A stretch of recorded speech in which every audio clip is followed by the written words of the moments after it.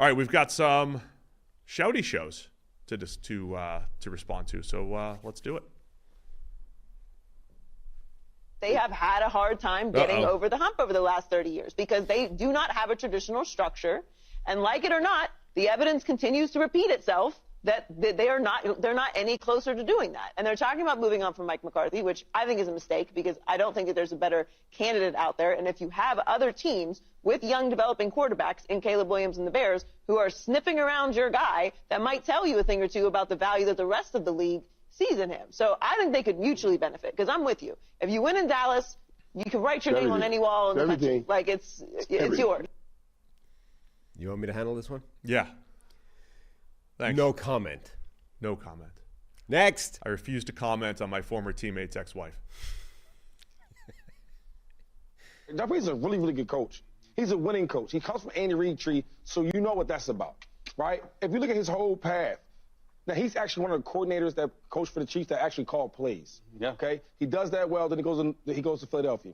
What's he do there? He wins a championship. He don't win it with Carson Wentz. He was with Nick Foles. You get what I'm saying? Then he goes to Jacksonville. They say, okay, we need somebody to save our quarterback because he's really not that good, but we took him number 1 pick overall, so we got to do something about it. You bring him in there, he helps Trevor Lawrence out, but how much can you help a guy that's not that good, right? And then you pay these quarterbacks, you give them all this money, and now when they don't do well because they're not that good of a player, and now you got to blame somebody. Who do you blame? Let's blame the head coach. But you're going to blame a winning head coach that's been winning his whole life. It don't make sense. It don't matter what coach you bring in there for Trevor Lawrence. It could be Urban Meyer from college that was really, really successful.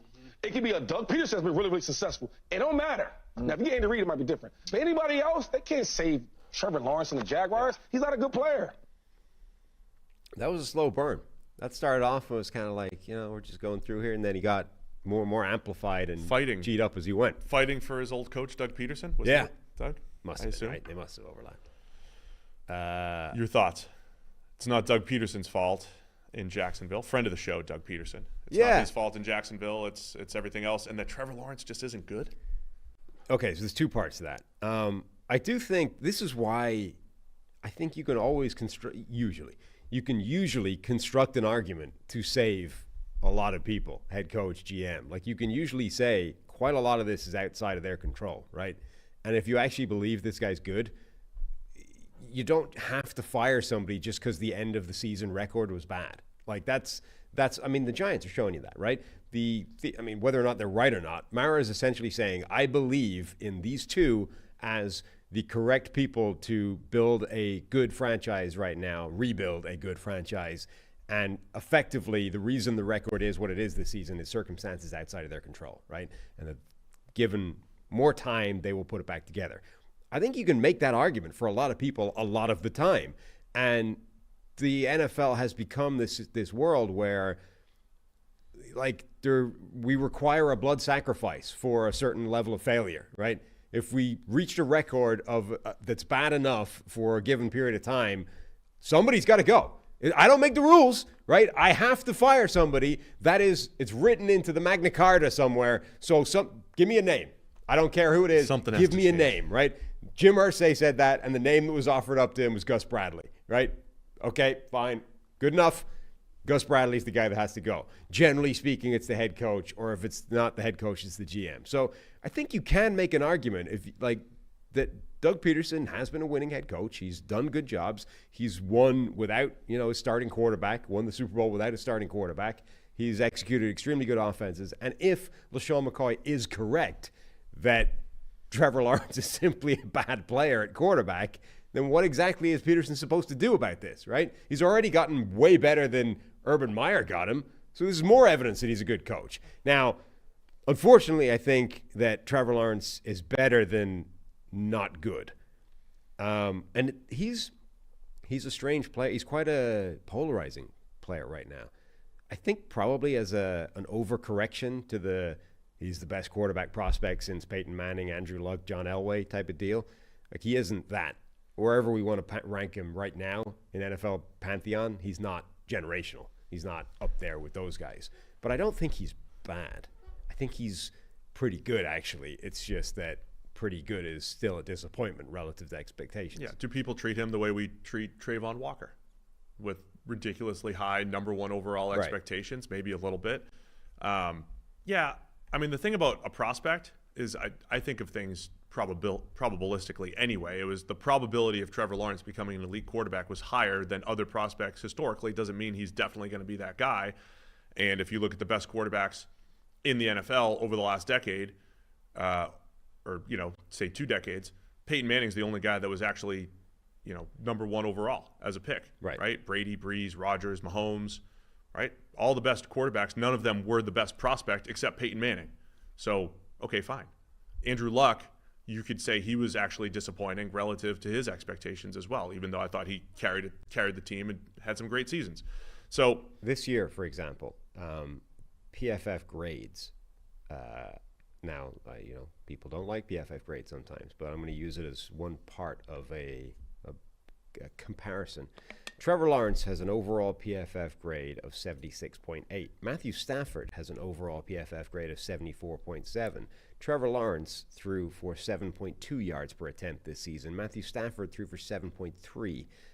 They had, broadly speaking, the same turnover-worthy play rate and the same big-time throw rate and the same adjusted completion rate. They had identical average time to throw of 2.63 seconds.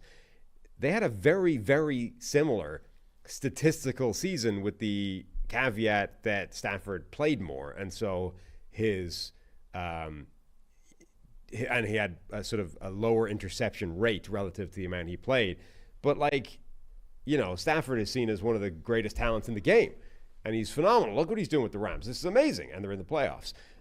Whereas Trevor Lawrence, because all the general team has been failing, and he's seen as, in comparison to this generational comment, we're not seeing that. I think there's been an overcorrection when we analyze Trevor Lawrence. Yeah, Trevor Lawrence is good. Yes. He's a good NFL quarterback. Not great. Trevor Lawrence is good, not great. That is his category. He's played like a top 10 quarterback before, not consistently. I think he's probably in the top 12 to 14 if you're ranking quarterbacks. Right. He's fine. It is interesting. My one question about Pederson, I know LeSean McCoy is trying to really defend him. My one question about Pederson is what I said 2 hours ago. Why do both of his tenures seem to peak early and then taper off? Why is that? And with the Jags, spectacularly so, right? The first year and a half, playoffs, great start to the beginning of the 23 season, and since that point, just pretty bad. Why is that? What is there a staleness to whatever is going on there? That'd be my one question. Although, if you told me at the end of the year they were going to change the personnel in Balky and keep Doug Pederson, I mean, I'd probably lean that way rather than the other way. Sure. Yeah. I just think it is interesting that you can construct a very reasonable argument for things like this. We basically accepted Pederson was getting fired after that Lions game, right? And yet, when you sort of hear it sketched out in broad terms, it's not an unreasonable, it's not a crazy argument. And trust me, LeSean McCoy's made some crazy arguments in the past. This is not one of them. All right, we've got some. Let's finish the shouty shows and we'll get to some of the news at the end here. Mm-hmm. May I go first, fellas? Sure. Yes. Sure. Go ahead. Oh, hell to the no. Stay your ass right there. This same Tyreek Hill, who got his bag now, restructured his deal for Miami, got his bag now. I don't want to hear about your family, because your family is when it comes to the money, not the game. That's you. That's not your family. That's you. That's you, Tyreek Hill. This is the same brother. Tua had 17 starts last year. This year he got 11. This year he was targeted 171 times last year. 123 this year. Receptions, 119 last year. 81 this year. Receiving yards, 1799 last year. 959 this year. That's a 38% drop in receptions. That's damn near 800 yards. It is an 800-yard drop in receiving yards. And by the way, his reception yards per game, it dipped from 112 to 56.4, which is his fewest since his rookie season. Life's a little bit different when you ain't with Patrick Mahomes. We tried to tell you. We don't want to hear about no family now. I appreciate Stephen A. bringing the analytics to the table. No, I don't. I was actually going to have the exact opposite take. I believe that information and facts actually diminishes what Stephen A. Smith brings to the table.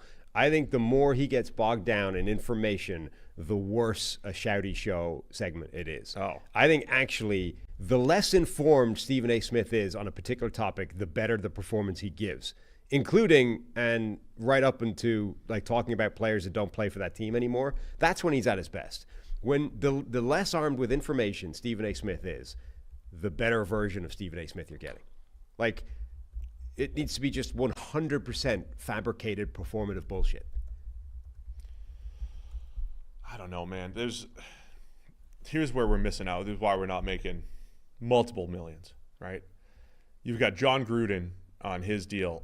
He just reads stats, but with a ton of energy, right? He was doing that.